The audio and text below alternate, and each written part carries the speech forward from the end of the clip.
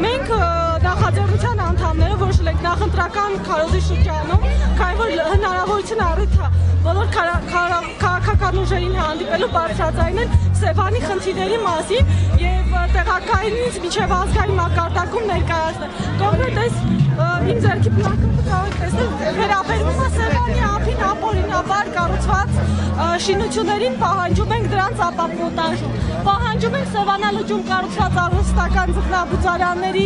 ցանցային ձկնաբուծարանների ապամոնտաժում, պահանջում ենք, որ Սևանի վրա կառուցված հեկերը վերացվեն, որտեղ դա օրենքի խախտում է, որտեղ օրենքը ասում է Սևանի սնուցող գետերի վրա չի կարելի հիդրոէլեկտրակայաններ կառուցել։ Սևանա օգնում ինչպես է կարող։